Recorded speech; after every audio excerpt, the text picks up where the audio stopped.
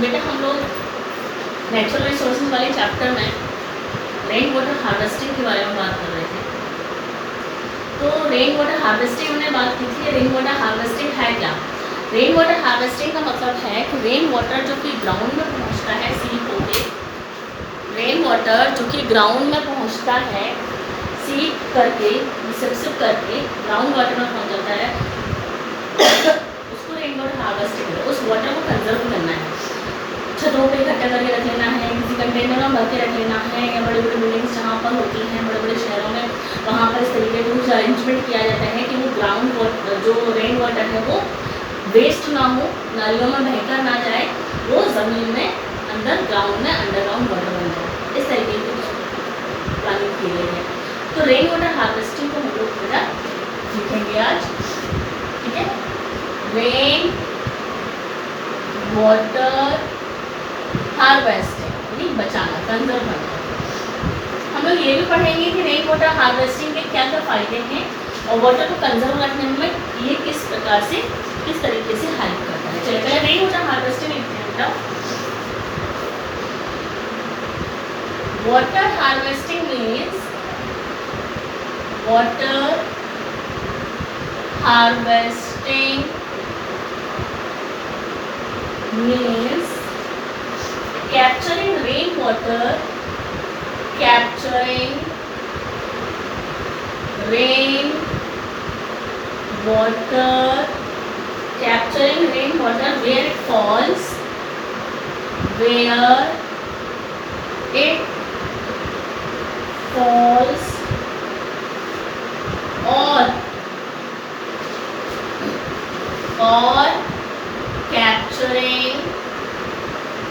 or capturing the runoff, capturing the runoff in a local areas, in a local areas for future use, for future use.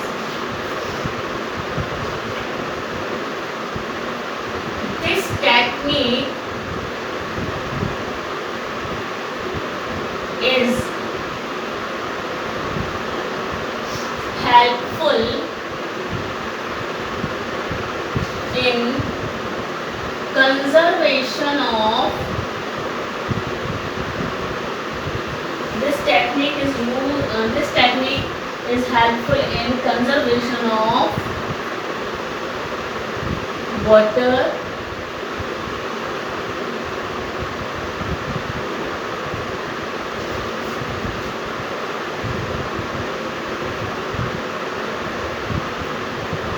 through this technique.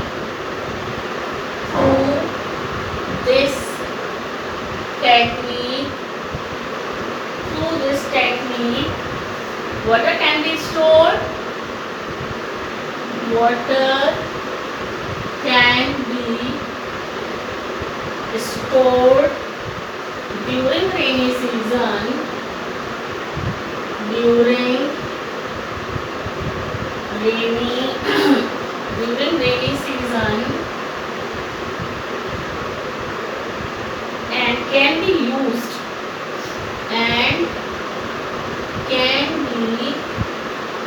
used when required.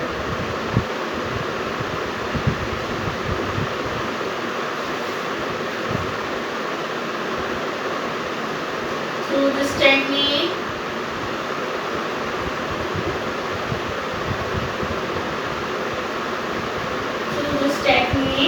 the groundwater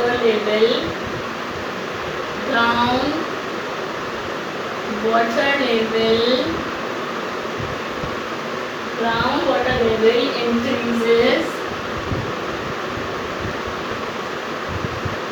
due to recharging of wells. Recharging of wells. Due to recharging of wells,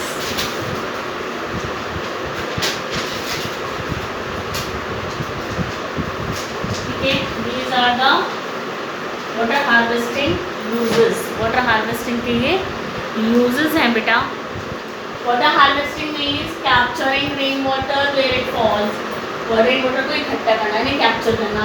यहाँ run of water है, उसको local area में future use के लिए, run of water नहीं बहता हुआ पानी बारिश का। This technique is helpful in conservation of water.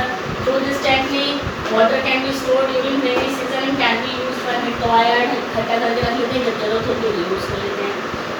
Through this technique ground water level increases due to recharging of wells. Ground water increase हो जाता है बारिश के पानी से, जो कुएं हैं वो भर जाते हैं ऊपर तक, ग्राउंड वाटर उसमें स्टोर हो जाता है। ठीक है, ये सारे हमें पड़े। अब हम ये देखेंगे कि बड़े बड़े शहरों में किस तरीके से रेन वाटर हार्वेस्टिंग को यूज़ किया जाता है। चलिए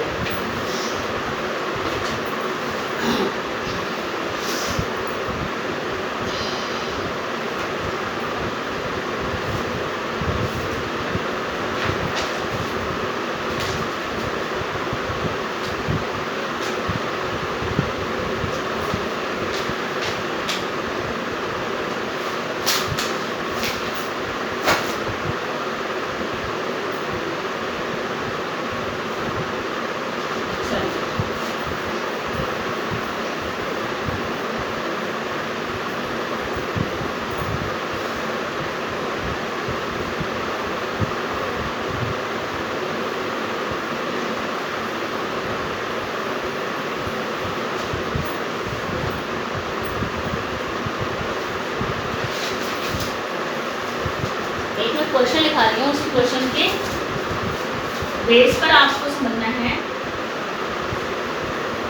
explain the traditional rain water harvesting, the traditional rain water harvesting, traditional rainwater harvesting system. Write about the techniques. Write about the techniques. Write about the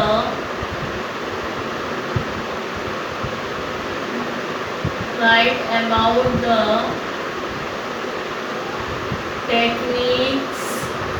Write about the techniques of water harvesting.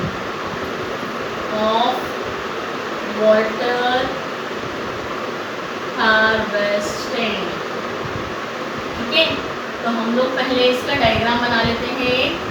Traditional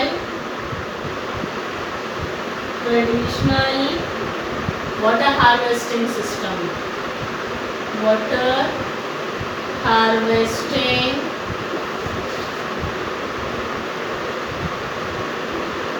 system.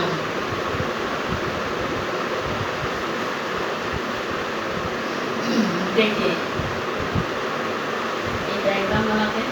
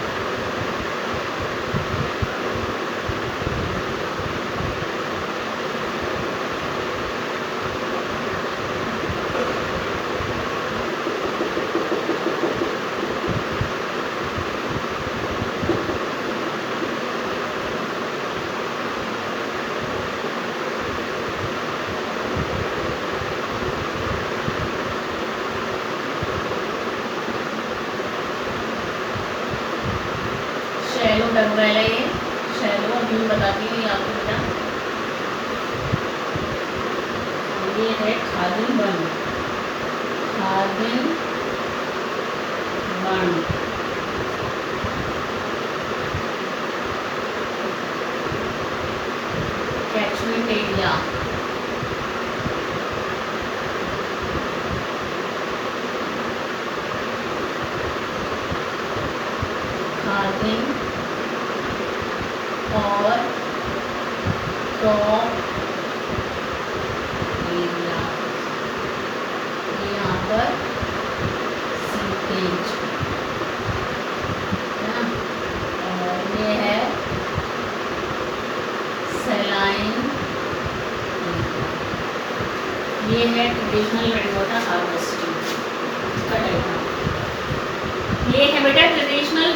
Harvesting का diagram, ये ज़मीन दिखाई गई है, मिट्टी दिखाई गई है, जो भी आप समझ, ये प्लांट्स लगे हुए हैं, इसको कैचमेंट एरिया और खाली बोला जा रहा है, क्रॉप एरिया बोला जा रहा है, यानी जहाँ पर पेड़ पौधे लगे हुए हैं, ठीक है ना, प्लांट्स लगे हुए हैं। अब यहाँ से क्या है कि जो कैचमेंट एरिया है, यहाँ से बहता हुआ पानी जाएगा, सीपेज होगा कोई ज़मीन में, आप देख रहे हैं यहाँ पर सीपेज लिखा हुआ, सीपेज का मतलब है जो बारिश का पानी आ रहा है वो यहाँ पर सीप करके ये ज़मीन के अंदर आ रहा है, ज़मीन के अंदर यहाँ पर इकट्ठा हो रहा है। ये दिखाया गया खादन बंड। खादन बंड जो होता है ये पहले के ज़माने में गड्ढा जैसा होता था, वहाँ पर पानी को इकट्ठा करके रख दिया जाता था, तो खादन बंड बोलते थे इसको। ये शैलो टगवेल, एक छोटा सा कुआं जैसा खोद दिया जाता है जिससे कि इस तरीके से पानी बहता हुआ जाए और यहाँ पर इकट्ठा हो जाए। बारिश जैसे होगी यहाँ से पानी इकट्ठा हो जाएगा, तो यहाँ इकट्ठा होगा, और ये शैलो टगवेल होता है, छोटा सा कुआं खोद दिया जाता है जहाँ पर कि पानी इकट्ठा हो जाता है। बाकी जो पानी होता है यहाँ से सीप करके यहाँ पर अंडरग्राउंड वाटर में लिखा है सीपेज, यहाँ से अंडरग्राउंड वाटर में ज़मीन के नीचे आ जाता है। तो ये ज़मीन के नीचे का पार्ट दिखाया है जिसमें कि सीपेज दिखाया गया है, पानी इस तरीके से सीप होकर इसके अंदर इकट्ठा हो गया है। तो ये सीपेज, ये खाद्यान्न और ये टगवेल, ये तीन है जो वाटर हार्वेस्टिंग सिस्टम को शो कर रहे हैं यहाँ पर। ये ट्रेडिशनल वाटर हार्वेस्टिंग सिस्टम है, पहले ऐसे ही होता था, इस तरीके से स्लोप जैसा होता था, पानी बहता हो जाएगा तो खाद्यान्न में इकट्ठा हो जाएगा, या फिर शैलो टगवेल होगा तो टगवेल में छोटा सा गड्ढा जैसा खोद दिया जाएगा, उस गड्ढे में पानी रेन वाटर इकट्ठा हो जाएगा और जब ज़रूरत पड़ती है तो खेतों में यूज़ किया जा सकता है। तो ये ट्रेडिशनल रेन वाटर हार्वेस्टिंग है जो सालों से चलती चली आ रही है, रेन वाटर हार्वेस्टिंग सिस्टम। ठीक है बेटा, चलिए इसके बारे में लिखते हैं हम, डायग्राम देख लीजिए।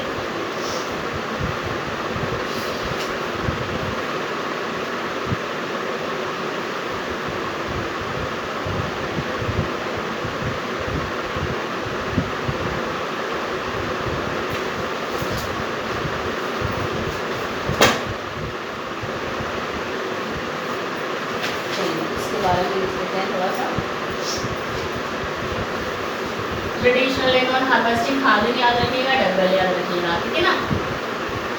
बड़े बड़े शहरों में कैसे होता है ये रेन वाटर हार्वेस्टिंग, ये दिखाते हैं, ये लिखते हैं बेटा अभी।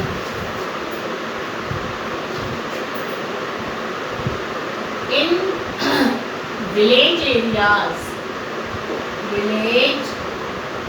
Areas most of the ground has opened. Most of the ground has open soil. Has open soil, due to which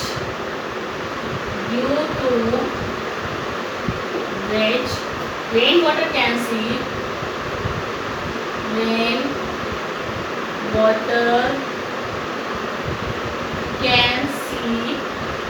Rainwater can seep into the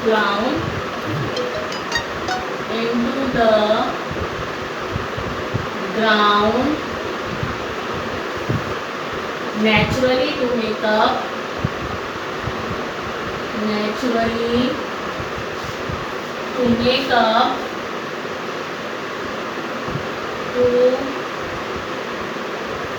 make up for the loss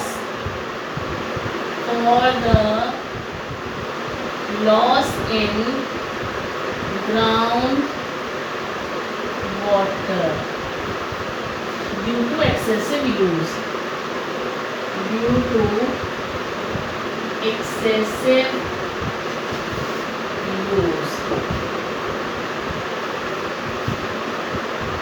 In urban areas, city में क्या होता है, city areas, in urban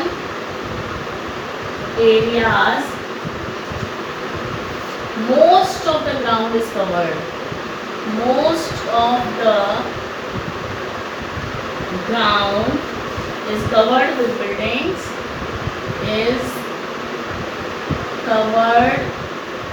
with buildings.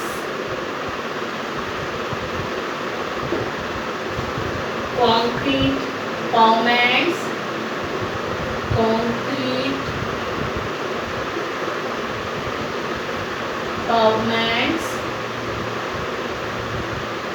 and metal roads and matted roads, due to which metal roads, due to which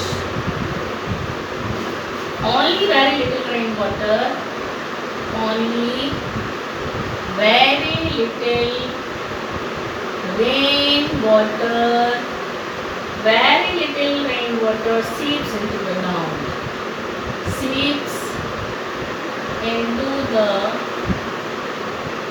ground naturally.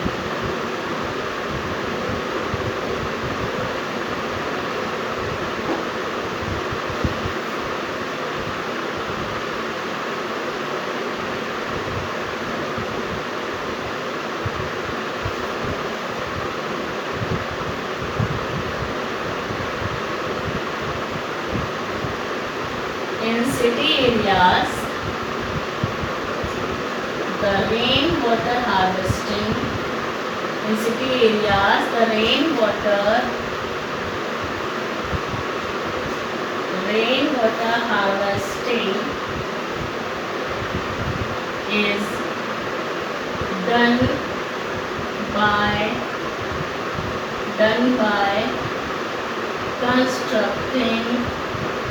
by constructing percolation pits.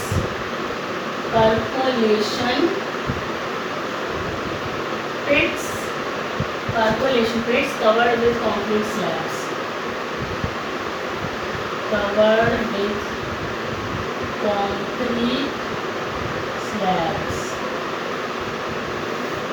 Having holes in them.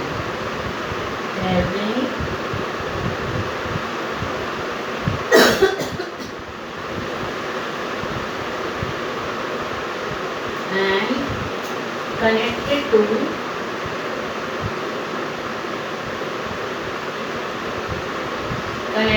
a recharge valve through a pipe.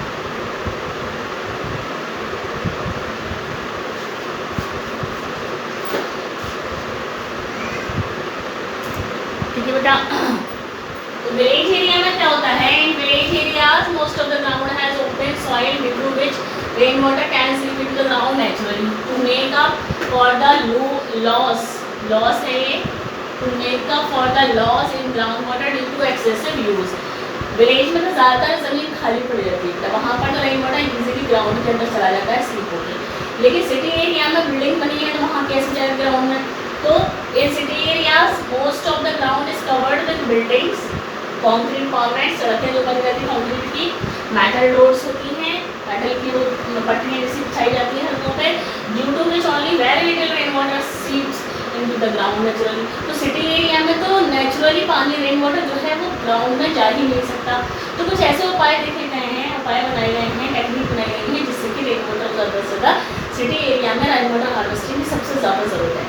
City वाले area में rain water harvesting की सबसे ज़्यादा ज़रूरत है। तो city area में क्या किया गया है? City areas rain water harvesting is done by constructing percolation pits. Percolation का मतलब होता है कि एक ऐसी टंकी जैसी बना देना जहाँ पर ये पानी सीप करके अंदर जाए वहाँ पर और नालियों में ना बने। परकोलेशन पिट्स बनाए थे, गड्ढे बनाए थे, covered with concrete slabs having holes, और उनके ऊपर होल्स बना दिए जाते हैं।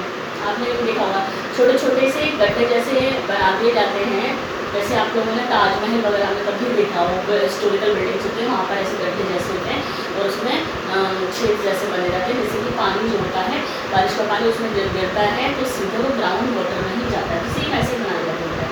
Percolation pits covered with concrete slabs having holes in them and connected to a recharge valve through a pipe, और अंदर वो पाइप से जोड़ दिए जाते हैं जिससे कि उसको इकट्ठा करके बाद में यूज़ कर लिया जाता है। ठीक है, तो सिटी एरिया में रेन वाटर हार्वेस्टिंग की सबसे ज़्यादा ज़रूरत होती है बेटा। ठीक है, देख लीजिए इसको।